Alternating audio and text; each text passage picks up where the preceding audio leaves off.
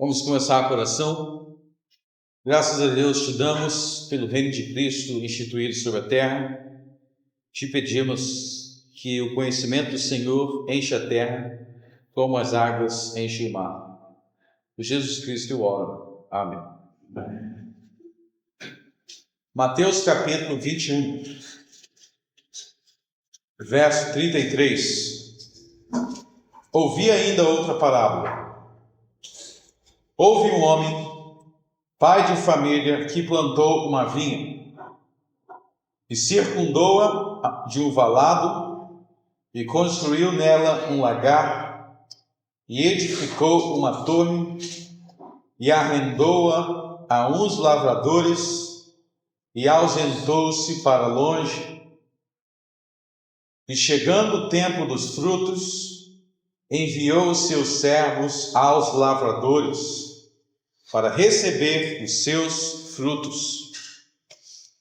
E os lavradores, apoderando-se dos servos, feriram um, mataram outro e apedrejaram outro. Depois enviou outros servos, em maior número do que os primeiros, e eles fizeram-lhe os mesmos. E por último, enviou-lhe seu filho, dizendo: terão respeito a meu filho. Mas os lavradores, vendo o filho, disseram entre si: este é o herdeiro, vinde, matemo-lo e apoderemo-nos da sua herança. E lançando mão dele, o arrastaram para fora da vinha e o mataram. Quando, pois, vier o senhor da vinha, que fará aqueles lavradores? Disseram-lhe eles: dará afrontosa morte aos maus, e arrendará a vinha a outros lavradores, que a seu tempo lhe deem os frutos. Diz-lhe Jesus: nunca leste nas Escrituras: a pedra que os edificadores rejeitaram, essa foi posta por cabeça do ângulo. Pelo Senhor foi feito isto, e é maravilhoso aos nossos olhos. Portanto, eu vos digo que o reino de Deus vos será tirado, e será dado a um povo que dê os seus frutos. E quem cair sobre essa pedra, despedaça-á. Aquele sobre quem ela cair, ficará reduzido a pó. E os príncipes dos sacerdotes e os fariseus, ouvindo essas palavras, entenderam que falava Deus. Aos fariseus, Jesus contou a parábola, os fariseus entenderam. Espero que vocês tenham entendido também. Quem prestou bastante atenção até aqui já entendeu. Mas a parábola fala do Senhor da vinha, que é Deus o Pai. E o Senhor da vinha tinha o pessoal. No verso 33, tinha os lavradores. E aí ele enviou os servos, no verso 34, para receber os seus frutos. E aí os lavradores mataram os servos. Os servos aí são os profetas. Então o Senhor é Deus o Pai, a vinha é o reino de Deus, os servos eram os profetas, o Filho do Senhor é Jesus. E o que acontece depois que Jesus é morto? Deus o Pai destrói aqueles lavradores e entrega a vinha para outros lavradores. E aí Jesus fala: o reino de Deus vos será tirado e dado a outro povo. Então existe aí um processo de transferência do reino de Deus. A ideia é que o reino de Deus já existia de alguma forma no Velho Testamento, mas é transferido àqueles que deveriam administrá-lo. Essa parábola aí é Mateus 24 em uma versão menor. Deus o Pai enviava os profetas, eles matavam os profetas, aí ele enviou seu filho Jesus. O filho de Jesus foi morto, e aí Jesus perguntou para os próprios fariseus e sacerdotes, verso 40, o que o Senhor da vinha vai fazer? Deus o Pai, o que Deus o Pai vai fazer? Matar o filho. Resposta: dará afrontosa morte aos maus e arrendará a vinha a outros lavradores. Ou seja, a guerra judaico-romana. Olha aí de novo a guerra judaico-romana, 70 AD. Então vocês já estão vendo que 70 AD é um ano muito importante na Bíblia. Estão vendo? Está claro isso? 70 AD é muito importante na Bíblia. E o que acontece nesse processo? O que é 70 AD, 70 depois de Cristo, nessa parábola? É Deus tirando a administração do reino de Deus, de Israel, e entregando-a aos gentios. Então aí Deus tira de Israel e dá aos gentios. Então, antes de 70 AD, a liderança da igreja, a liderança do povo de Deus era judaica, era levítica. Os profetas eram judeus, os sacerdotes eram judeus, o templo era em Jerusalém. Mas a partir de 70 AD, existe uma mudança no reino de Deus. Agora o reino de Deus não será mais administrado primariamente por Israel. Será administrado pelos gentios. E nós vemos que a partir daí, a liderança da igreja se tornou gentil. E todos os principais pastores, bispos, teólogos, líderes do reino de Deus ao longo da história têm sido gentios.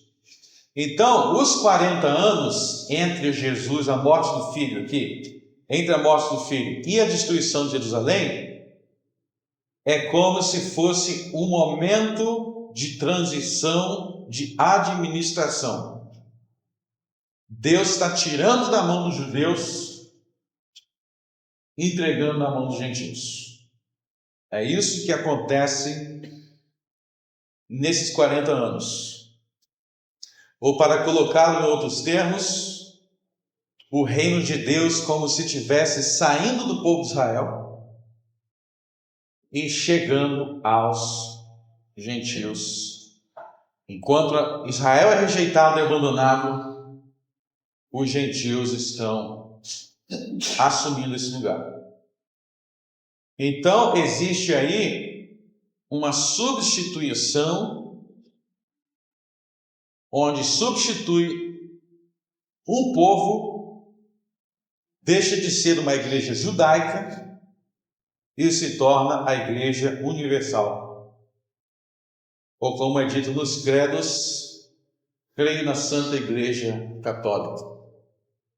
Ou como diz a Confissão de Westminster, não mais uma igreja judaica restrita a uma nação como era no período do Antigo Testamento, mas incluindo todas as nações. A palavra católico no grego significa universal. Não a Igreja Católica Romana, mas a igreja em sua abrangência de todos os povos e nações e línguas. Agora os gentios vão governar a igreja. Então, dentro disso, vocês podem abrir em Lucas 21. Vamos voltar para o sermão profético.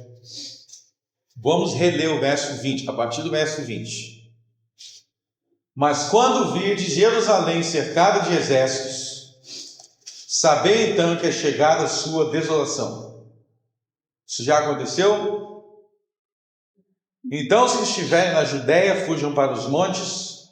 Os que estiverem no meio da cidade, saiam, e os que nos campos não entrem nela. porque dias de vingança são estes, para que se cumpram todas as coisas que estão escritas. Mas ai das grávidas e das que criarem naqueles dias, porque haverá grande aperto na terra e ira sobre o povo, que cairão ao fim da espada, e para todas as nações serão levados cativos, e Jerusalém será pisada pelos gentios, até que o tempo dos gentios se complete. E aí eu creio que está trazendo a mesma ideia de Romanos 11, sobre a plenitude dos gentios. Depois do tempo dos gentios, e haverá sinais no sol, na lua e nas estrelas, e na terra a angústia das nações, em perplexidade pelo bramido do mar e das ondas, homens desmaiando de terror na expectação das coisas que sobrevirão ao mundo, porquanto as virtudes do céu serão abaladas. Então verão vir o Filho do Homem numa nuvem, com poder e grande glória. Ora, quando estas coisas começarem a acontecer, olhai para cima, levantai as vossas cabeças, porque a vossa redenção está próxima. Espera aí. Você vê que o discurso termina no verso 27, na sequência, e aí ele começa com alguns avisos sobre o que ele discursou no verso 28. E disse-lhe uma parábola: olhai para a figueira e para todas as árvores. Quando já tem rebento, vós sabeis por vós mesmos, vendo-as, que perto está o verão. Assim também, quando virdes acontecer essas coisas, sabei que o reino de Deus está perto. Não passará essa geração até que tudo aconteça. Quando ele diz, ele conta uma parábola sobre a figueira. Olhai para a figueira e para todas as árvores, quando já tem rebento, vós sabeis por vós mesmos que vendo-as está perto o verão. Observe que o verão aí, o verão, é definido no verso 31 como o reino de Deus. O verão é o reino de Deus. E o reino de Deus é tratado na Escritura não como uma organização política concreta, mas como a realidade do domínio de Deus, a obediência à sua vontade revelada, se manifestando entre o povo. Então, por exemplo, na Bíblia, Jesus vai falar: se eu expulso os demônios pelo poder de Deus, pelo Espírito de Deus, então o reino de Deus chegará entre vós. Ou seja, no Evangelho, a chegada do reino de Deus significa que os poderes das trevas estão sendo destronados e está sendo estabelecido o domínio de Jesus Cristo, do Senhor, nos corações. Então, quando Jesus diz, sabei que o verão está chegando, sabei que o reino de Deus está chegando, ele não se refere, neste momento aí, à sua segunda vinda, mas ele se refere à vitória da vontade, do domínio de Deus sobre as pessoas mediante a queda do templo de Jerusalém. Ou seja, a mesma coisa que ele diz lá em Mateus 21. O reino de Deus chegando aos gentios. O reino de Deus avançando em novos horizontes. Ou, em outras palavras, aquelas tribulações que vinham acontecendo, a perseguição, que era promovida pelos judeus, incitada pelos judeus e depois adotada pelos romanos, que parecia que colocaria a igreja dos gentios, levaria a ser aniquilada.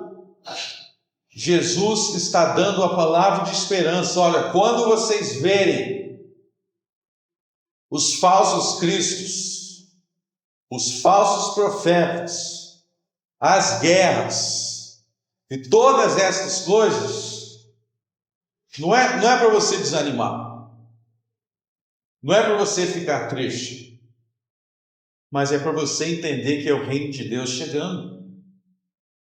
É o reino de Deus avançando, é o verão chegando. Isso é uma perspectiva que causa um pouco de estranhamento para nós, porque a gente tem a tendência de achar que quando tem desgraça, é porque o negócio vai acabar. Você vê, por exemplo, se a gente pegar a história do Império Romano, o Império Romano, desde o Imperador Nero, perseguiu a igreja, teve 10 perseguições oficiais. Aí quando você chega perto do período de Constantino, você tem a pior perseguição de todos. A perseguição mais intensa contra os cristãos aconteceu no final do século III e início do século IV, durante o Império Romano. Só que essa perseguição mais intensa precedeu o período de paz e tranquilidade para a igreja. O período de vitória. O período de uma chegada do reino de Deus. Então, a Bíblia trata o reino de Deus como uma realidade espiritual que pode ser tirada de um povo, pode chegar a outro povo, pode ser tirado daquele, avançar até outro, na medida que o reino de Deus avança e se espalha. O reino de Deus precisa chegar em Uberlândia, com mais poder, com mais ousadia. Então, quando Jesus diz: levantai as vossas cabeças, quando ele diz, quando estas coisas começarem a acontecer, no verso 28, estas coisas, está falando daqueles eventos lá, falsos cristos, guerras, ele está falando, está vendo isso acontecer? Quando você vê isso acontecer, levanta a tua cabeça, não fica triste, não fica achando que vai acabar, que o cristianismo vai acabar, levanta a cabeça, porque isso não é o fim, mas é o reino de Deus chegando. É sinal de que o reino de Deus está próximo. E o sinal visível do reino de Deus chegando foi a destruição do templo de Jerusalém. E aí o reino de Deus foi transferido para os gentios com grande poder e glória. Essa é a perspectiva que eu quero que vocês nunca se esqueçam. Por exemplo, está tendo perseguição lá na China. Dependendo, não sei como é que está a situação, mas a gente tem ouvido falar muito de perseguição comunista na China. Mas pode ser que essa perseguição seja o prenúncio de uma chegada do reino de Deus com grande poder. Pode ser que seja os últimos gemidos, como Jesus diz lá, aqui em Lucas 21, lá em Mateus 24, o princípio das dores. O que é a ideia do princípio das dores? A ideia é da mulher que está prestes a ter um filho. Então Jesus fala lá, está tendo sofrimento, mas isso é para gerar um filho. Então o reino de Deus, ele vem através de dores, ele vem através de combates, mas ele vem. Então, olha só como às vezes a gente tem a perspectiva errada. A gente acha que oposição quer dizer que o cristianismo vai acabar. Muitas vezes a gente acha assim. Estão perseguindo, então vai acabar. No máximo pode acabar naquele lugar. Acabou em Israel, por um tempo. Mas o reino de Deus avançou em outros lugares. Então, ergam as vossas cabeças. Levantam a cabeça. Porque quando vocês veem, quando já tem rebentado, vós sabeis por vós mesmos, vendo-os, que perto está o verão. Então, quando vocês veem as guerras, quando vocês veem os falsos profetas, as fomes, terremoto, o ano dos 4 imperadores, saiba que o reino de Deus está próximo e o reino de Deus será tirado de Israel, mas será transmitido para as nações. Em verdade vos digo que não passará essa geração sem que tudo aconteça. Tudo o quê? Os sinais de que o reino de Deus está chegando. Esses sinais, como o sinal da figueira, vocês vão vê-lo ainda nessa geração, e vocês podem abrir em Mateus 24, verso 32. Aprendei, pois, esta parábola da figueira. Quando já os seus ramos se tornam tenros e brotam as folhas, sabei que está próximo o verão. Igualmente, quando viste todas estas coisas, sabei que ele está próximo às portas. Alguém aqui fala inglês? Muita gente? Bom, é a língua mais bonita do mundo. Eu acho. No inglês, se vocês lerem o verso 33, quem souber inglês vai entender o que eu vou falar. Está vendo a palavra ele aí? No inglês é a palavra it. Quando é a palavra it no inglês, o que é it em português? Tem o equivalente exato? Não, it é para algo que não é humano. A gente tem um pronome para algo que não é humano no português? Não tem. A gente chama a mesa de ela. A gente não tem um neutro. A gente tem neutro? Não tem. Ou é ele ou é ela. Por exemplo, essa caneta é feminino no português. No inglês, objetos não têm gênero. Então, esse ele aí no verso 33, como no português não tem que ter gênero, então está ele com gênero.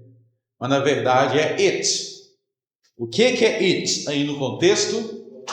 É o verão. É o verão. Do verso 32. O que está próximo é o verão. Não é ele, Jesus. É ele, o verão, do verso anterior.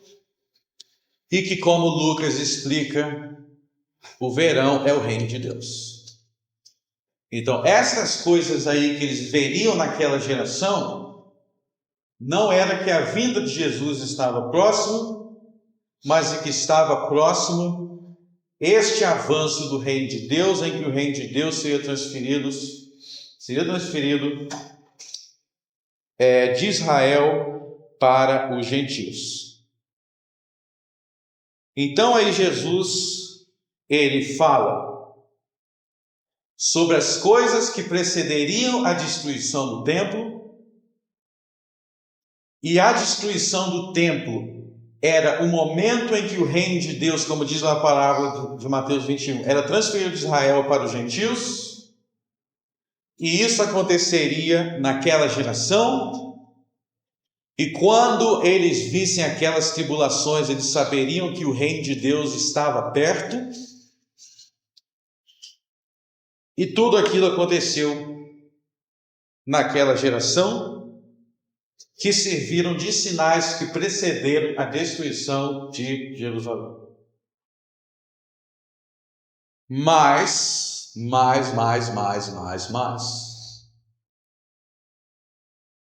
Daquele dia e hora, ninguém sabe, nem os anjos do céu, mas unicamente meu Pai.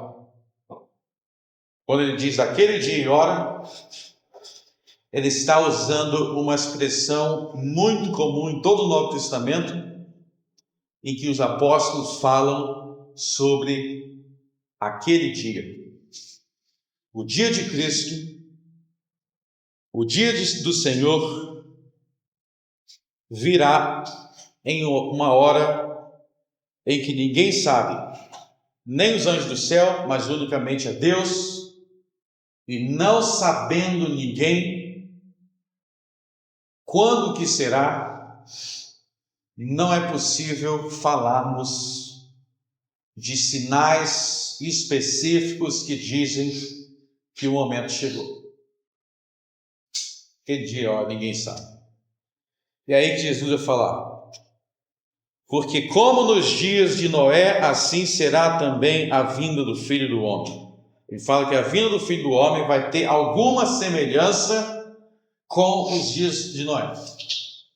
Qual é a semelhança? Vai ser salvo só 8 pessoas? Não é essa a semelhança que Jesus diz. Qual é a semelhança? Vamos ver. Porquanto, assim como nos dias anteriores ao dilúvio, comiam, bebiam, casavam e davam-se em casamento, até o dia em que Noé entrou na arca, e não perceberam até que veio o dilúvio e os levou a todos. Assim será também a vinda do Filho do Homem. Qual é a semelhança? A semelhança é que ninguém sabia quando ia acontecer. E a semelhança é que as pessoas estavam fazendo atividades comuns. A ênfase de Jesus é que o pessoal estava levando a sua vida normal. Por que ele fala assim, ó? Casavam, davam-se em casamento, quer dizer que atividades normais. Aí pegou de surpresa. Ou seja, a ênfase de Jesus é que em relação a esse acontecimento, a sua vinda, não haverá algo de extraordinário da mesma forma que havia quando o templo foi destruído. Que ele poderia dizer, quando acontecer isso, sabei que está próximo. Aqui ele não diz quando acontecer isso, ele diz, ninguém sabe o dia e a hora, e as pessoas vão estar fazendo coisas do dia a dia. Como ele vai dizer depois também, ó. Estando 2 no campo, será levado um, deixado o outro. Estando 2 moendo no moinho, será levado uma e deixado o outro. Por que ele está dando esses exemplos? Está moendo no moinho, está no campo, está se casando, está trabalhando. Atividades normais. E o que quer dizer que será deixado um e levado outro? O que quer dizer isso? Vocês viram aí que a comparação com Noé. Então Noé ele diz assim, ó, verso 39, e não perceberam até que veio o dilúvio e os levou. Está vendo que o levou são os condenados. Levou quer dizer que foi levado para juízo. E os deixados são os salvos. Por isso que eu nunca entendi aquele filme Deixados para Trás. Porque deixados para trás, os deixados são os perdidos. Já viu esse filme? Tem até um pastor lá no meio que ficou deixado para trás. Né? Mas aqui, os deixados quer dizer que não foi julgado. São os salvos. Então ele está dizendo, ó, você vai estar lá trabalhando, moendo no moinho. Atividade normal. Aí do nada, acabou. Jesus voltou. Acabou. E um é salvo e o outro não. Vai ter um salvo e outro não. Não vai ter exércitos invadindo. O mundo vai estar fluindo com atividades normais. Então Jesus, nessa parte, você vê que todas as comparações de Jesus têm como objetivo dizer: olha só, vai ser num momento completamente normal, atividades corriqueiras, sem ninguém saber o dia e a hora. E isso está de fato em forte contraste com a questão da destruição do templo, em que ele cita diversas coisas, e você pode até olhar assim e falar: ó, vai para acontecer. Vai acontecer. Ele fala: mas naquele grande dia, ninguém sabe. Ninguém sabe. Não adianta fazer cálculo, não adianta tentar adivinhar. Só tem uma coisa que precisa acontecer: que o Evangelho avançar entre as nações, todas as nações, até Israel. Mas ainda assim, não vai ter meio nenhum de saber. É agora? É daqui a 100 anos? É daqui a 200 anos? Quando é que vai ser? Aquele dia, a hora, ninguém sabe. As pessoas ficam querendo marcar datas. Várias seitas já marcaram data, nem vocês sabem, ao longo da história, vários grupos já tentaram marcar data, mas tudo que Jesus apresenta é um mundo com as suas instituições funcionando normalmente. E pelo menos aqui a gente sabe que até o fim do mundo vai ter casamento, até o fim do mundo vai ter gente trabalhando, e repentinamente essa vida, esse mundo que nós acabamos, que nós conhecemos, vai acabar. E aqui surge então a pergunta: como então viveremos? Como então viveremos? Bom, vocês viram que Jesus nos deixou uma missão. Jesus nos deixou uma missão. E essa missão é: ide, ensinai as nações, batizando-as em nome do Pai, do Filho e do Espírito Santo, ensinando-as a guardar todas as coisas que eu vos ensinei. Nós temos essa missão, nós temos a base dessa missão, o motivo dessa missão: é-me dado toda a autoridade no céu e na terra, e é-nos dado uma promessa a essa missão. A promessa de que as nações serão ensinadas, as nações serão subjugadas ao reino de Cristo, as nações, a terra se encherá do conhecimento do Senhor, assim como as águas enchem os mares. Isaías 11. Quanto tempo vai demorar para isso acontecer? Não faço a mínima ideia. Se eu fosse chutar, eu colocaria mais pelo menos uns 4.000 anos. Estou marcando data, será? Ou não? Pode ser 10.000. Mas o que eu quero dizer para vocês, deixa eu falar uma coisa importante para vocês.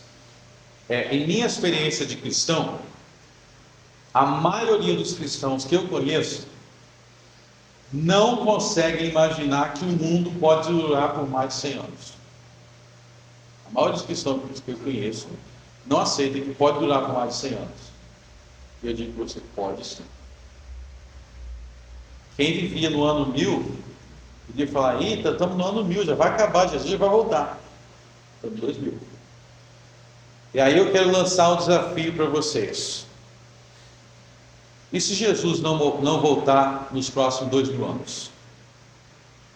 Você já parou para refletir seriamente nisso? Não estou marcando data aqui não, gente. Falei de brincadeira aqui, 4.000.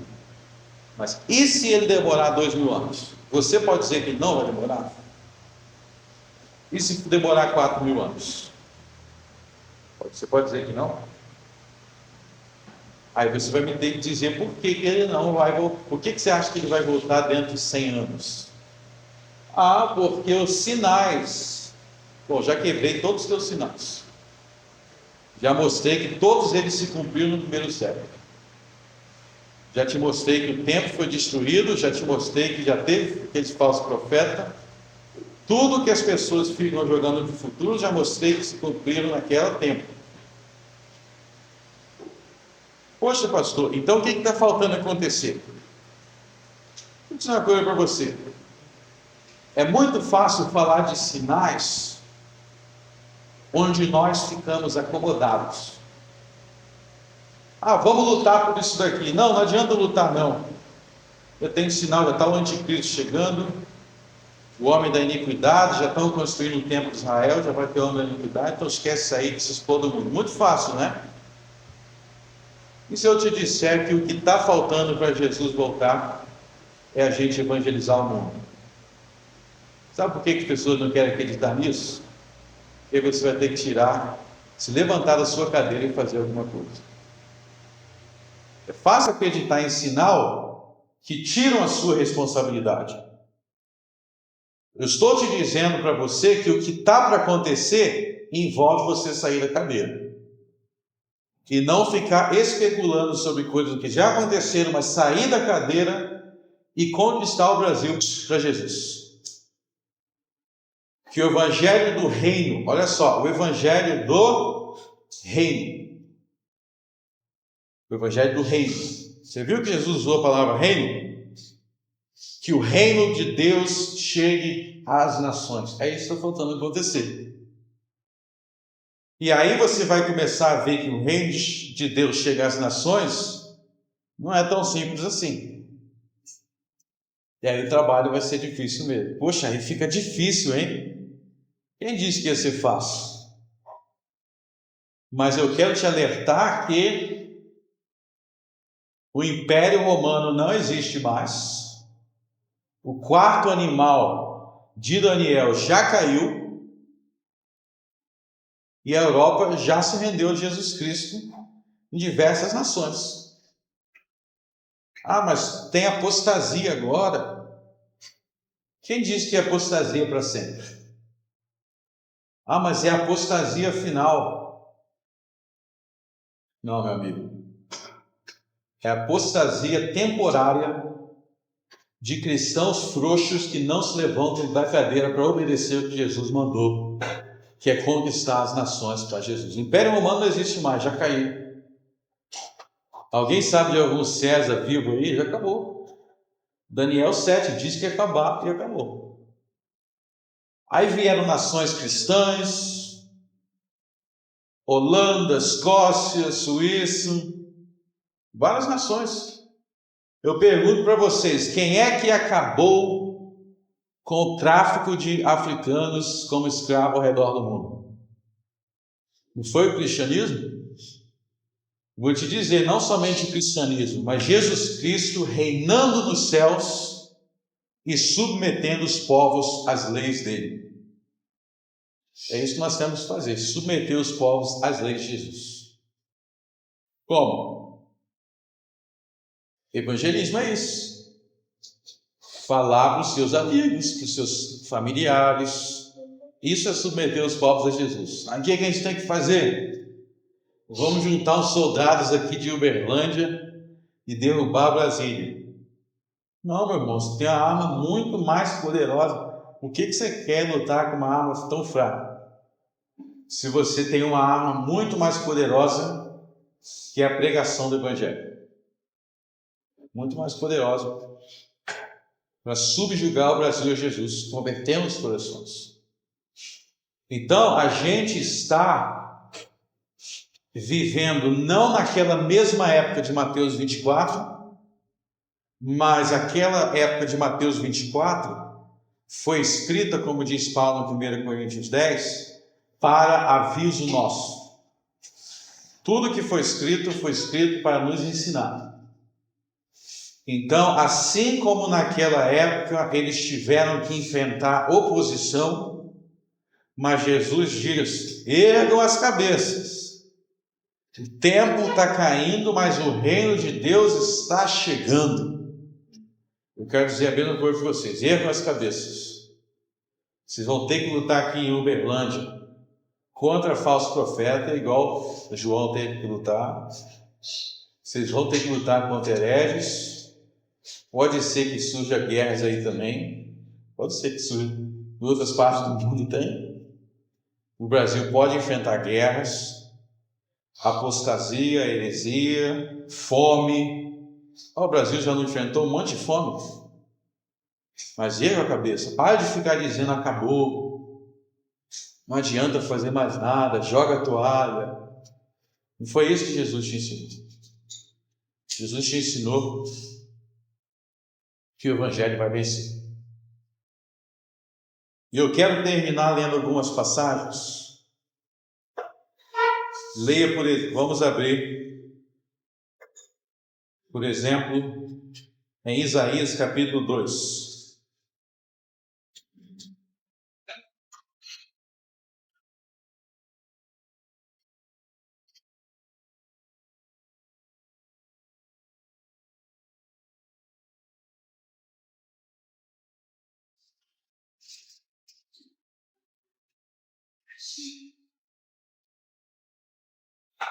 Se Jesus for demorar uns 500 anos, 1000 anos, 2.000 anos, 3.000 anos, 4.000 anos para voltar, no mínimo, você vai ter que começar a se preocupar com as futuras gerações.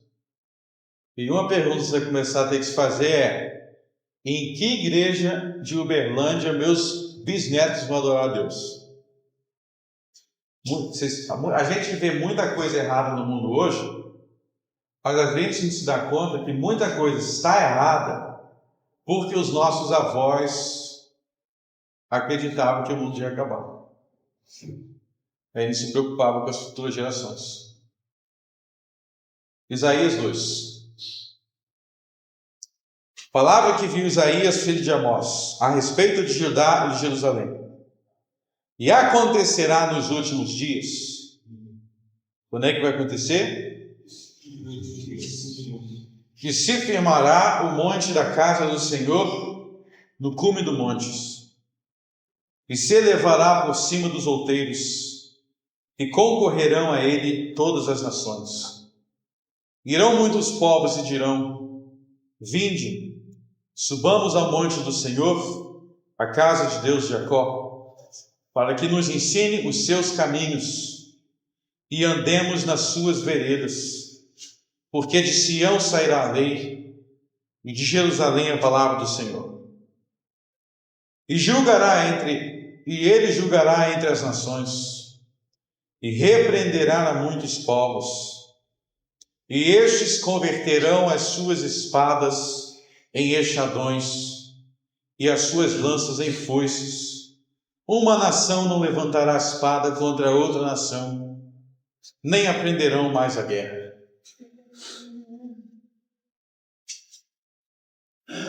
De onde que a gente recebeu a Bíblia? Foi de Brasília? Veio da onde? Qual país? Israel. O que aconteceu com a lei, a Bíblia, a palavra de Deus que existia em Israel? Ela saiu para as... O que diz aí? Ficou só Israel e Jerusalém? Para onde que saiu, gente?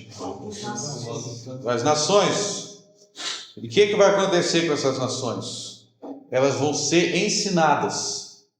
E até que ponto elas vão ser ensinadas? Até que ponto que elas não mais guerrearão umas com as outras? Não haverá mais guerra. Elas vão se converter. Por que uma nação briga com a outra? O que Tiago 4 diz? A guerra vem do quê? A guerra vem da cobiça, do pecado. E se os príncipes da terra se converterem? Será que vão ficar atacando bomba, um atacando bomba no outro? É isso que Isaías está vendo. Por que vai chegar a esse ponto? Isaías 11. Porque brotará um rebento do tronco de Jessé, e das suas raízes um renovo frutificará. Vocês sabem quem é o rebento do tronco de Jessé? Jesus. Jessé era o pai de Davi. Jessé, Davi, dele veio Jesus. E repousará sobre ele o Espírito de Deus, o Espírito do Senhor, o Espírito de sabedoria e de entendimento, o Espírito de conselho e de fortaleza, o Espírito de conhecimento e de temor do Senhor. Agora pulem para o verso 10.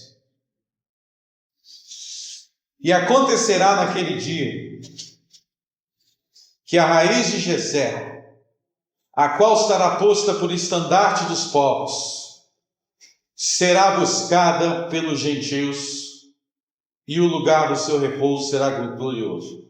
Agora, olha só o verso 9.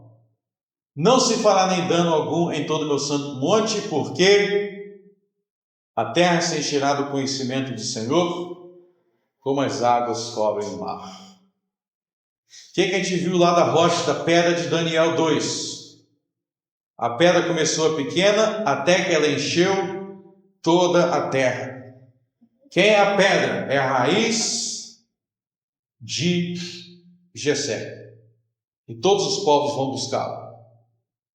Vamos ler o que Paulo falou sobre essa passagem? Romanos capítulo 15, verso 8. Digo, pois, que Jesus Cristo foi ministro da circuncisão por causa da verdade de Deus, para que confirmasse a promessa feita aos pais, ou seja, para que ele confirmasse as promessas que vocês leem lá no Velho Testamento. Que promessas são essas? Para que os gentios, para que vocês glorifiquem a Deus pela sua misericórdia, como está escrito: portanto eu te louvarei entre os gentios e cantarei o teu nome. E outra vez diz: alegrai-vos gentios com o seu povo. E outra vez: louvai ao Senhor todos os gentios, celebrai todos os povos.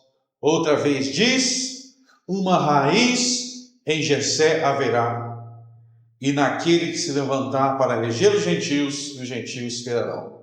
Então Paulo está dizendo, isso está acontecendo agora. Isaías 11, ele cita aqui Isaías 11, ele diz: está acontecendo agora, à medida que os gentios estão se convertendo, o Senhor está sendo louvado entre os povos, e essa pedra continuará a crescer, até que o conhecimento do Senhor vai se encher sobre a terra, como as águas cobrem o mar. Então Paulo está mostrando que Isaías 11 é agora. E está falando, os romanos estão se convertendo, é isso, é a raiz de Jessé, os povos estão entrando, e vai continuar a entrar até as águas, até o conhecimento do Senhor encher a terra, até que a pedra se torne uma grande montanha e encha a terra.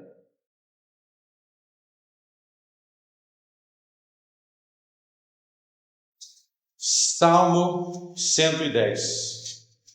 Disse o Senhor a meu Senhor: assenta-te à minha mão direita, até que ponha os teus inimigos por escabelo dos teus pés.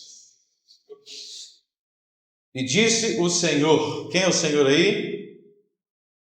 Deus o Pai, ao meu Senhor, Cristo. Quando é que Cristo assentou sua direita, a mão direita de Deus o Pai? Na ascensão. Então isso já aconteceu?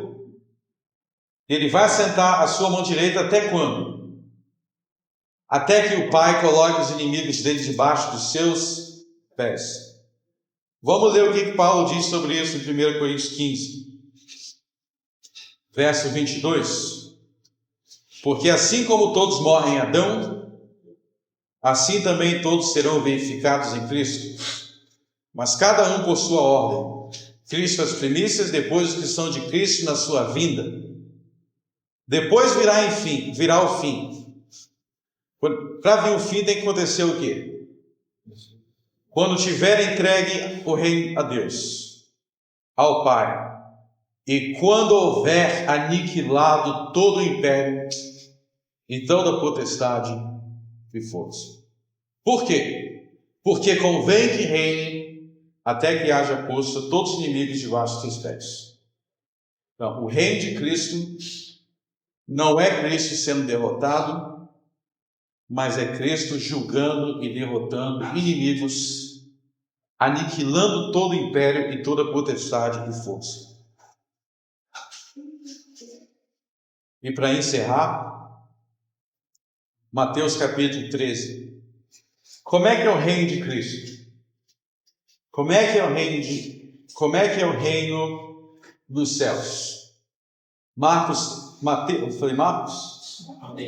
Mateus 13, verso 31.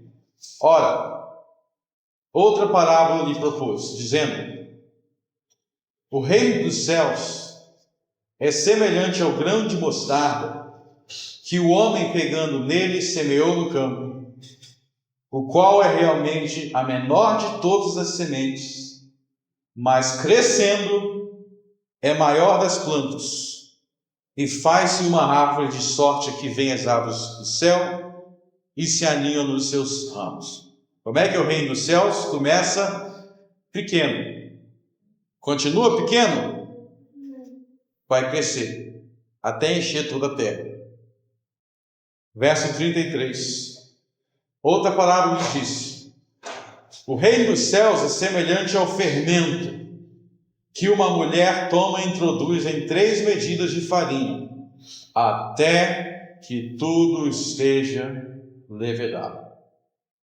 Começa pequeno e vai crescendo até dominar. Esse é o reino de Cristo. Começou com alguns poucos homens lá na Judéia e já chegou até aqui.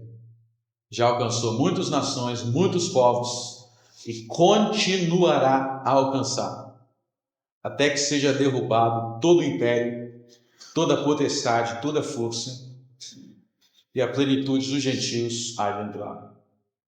Amém. Vamos orar. Graças te dou, Senhor, pelo reino do teu Filho Jesus Cristo, e porque ele já avançou tão longe.